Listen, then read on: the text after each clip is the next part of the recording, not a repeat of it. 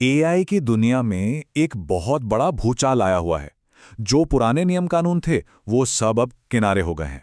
एक पूरी नई प्लेबुक लिखी जा रही है और आज हम इसी नई दुनिया के दांव पेंच को समझने की कोशिश करेंगे। तो चलिए आज की बात एक ऐसे सवाल से शुरू करते हैं जो दिमाग घुमा देगा।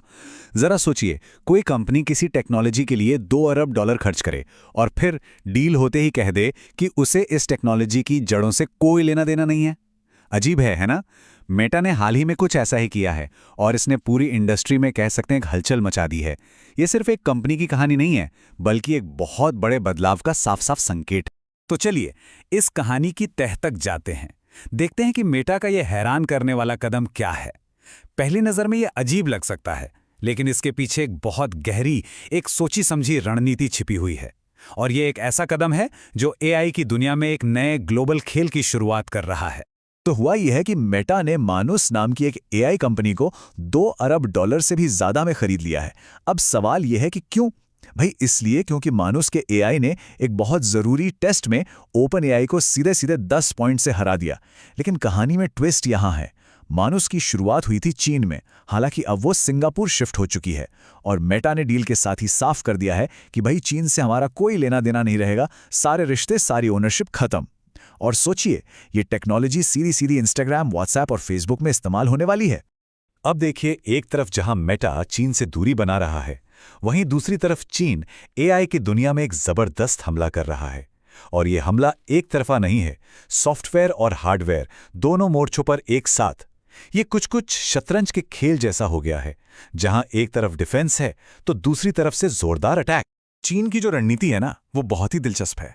वो सिर्फ दुनिया का सबसे पावरफुल एआई नहीं बना रहे हैं, बल्कि उसे पूरी दुनिया के साथ मुफ्त में शेयर भी कर रहे हैं।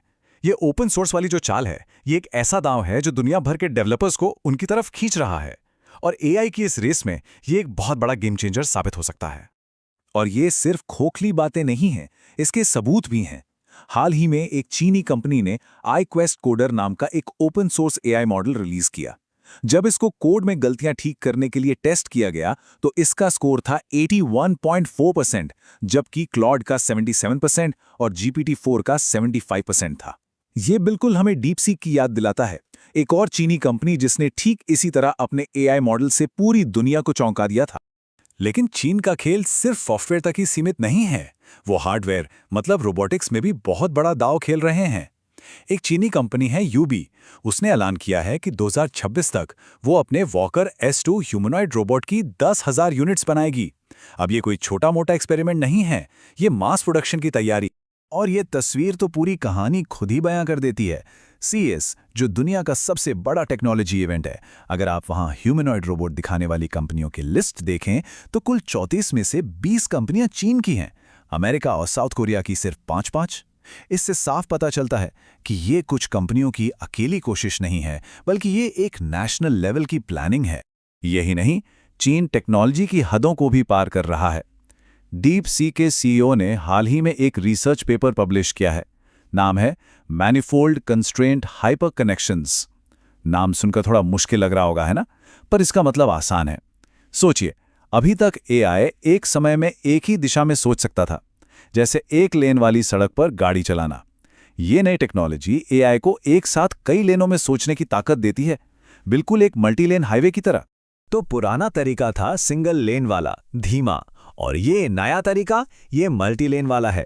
न सिर्फ तेज और स्टेबल है, बल्कि सिर्फ 7% ज्यादा खर्च पर सोचने की पावर को 4 गुना बढ़ा देता है।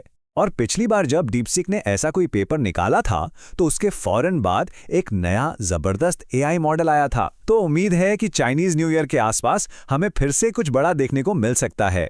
लेकिन रुकिए, ये कहानी सिर्फ अमेरिका और चीन की नहीं है। एआई की इस दौड़ में अब नए खिलाड़ी भी मैदान में उतर रहे हैं, जो अपने खुद के नियमों के साथ इस खेल को और भी ज्यादा पेचीदा बना रहे हैं। और ये खिलाड़ी कंपनियां भी हैं और देश भी। इसका एक बहुत बढ़िया उदाहरण हमें कॉर्पोरेट दुनिया में देखने को मिलता है। अडोब, जो कि एक बहुत बड़ी कंपनी है, उसने हाल ही में अपने एक बड़े कॉम्पिटिटर रनवे के साथ हाथ मिला लिया है। अब सुनने में ये थोड़ा अजीब लग सकता है, लेकिन इसके पीछे एक बहुत ही स्मार्ट स्ट्रैटेजी है। एडोब का सोचना बहुत सीधा और साफ है। उन्हें पता है कि लोग एआई से वीडियो बनाने ही वाले हैं, तो क्यों ना वे ये काम एडोब के प्लेटफॉर्म पर ही करें। इससे क्या होगा? एडोब अपने यूजर्स को अपने पास बनाए रख सकता है और उसे नए नए एआई मॉडल्स तक सबसे पहले पहुंच भी मिल जाती है। मतलब यूजर्स के लिए भी फायदा और एडोब के लिए भी। कंपनियों से हटकर देखें तो दुनिया के नक्शे पर एक नया देश भी एआई की दुनिया में एक बड़ी ताकत बनकर उभर रहा है। भारत अब ग्लोबल एआई की बातचीत में एक तीसरा जरूरी प्लेयर बनता जा रहा है। देखिए, आने वाले फरवरी में भारत में एक एआई समिट होने जा रही है और मेहमानों की लिस्ट देखिए जरा। Bill Gates, Google deep mind और एंथ्रोपिक के हेड और शायद एनवीडिया के सीईओ भी आएंगे। 100 से ज्यादा देश इसमें हिस्सा ले रहे हैं और इसका मकसद सिर्फ अमीर देशों तक एआई को सीमित रखना नहीं, बल्कि विकासशील देशों तक भी इसे पहुंचाना है। अगर भारत इसमें कामयाब होता है तो वो एआई की दुनिया में एक बहुत बड़ा खिलाड़ी बन जाएगा। तो चलिए अब देशों और कंपनियों की रणनीतियों से थोड़ा आगे बढ़ते हैं और ये देखते हैं कि आने वाले समय में एआई हमारी रोजमर्रा की जिंदगी को कैसे बदलने वाला है, डिजिटल दुनिया में भी और असल दुनिया में भी। इंस्टाग्राम के हेड एडम मोसेरी और माइक्रोसॉफ्ट के सीईओ सत्या नडेला दोनों का मानना है कि 2026 एक टर्निंग पॉइंट होगा। मोसेरी का कहना है कि एआई से बनी तस्वीरें और वीडियो इतने असली लगने लगेंगे कि जो चीजें थोड़ी कच्ची, थोड़ी इम्परफेक्ट होंगी, उन्हीं को असली माना जाएगा।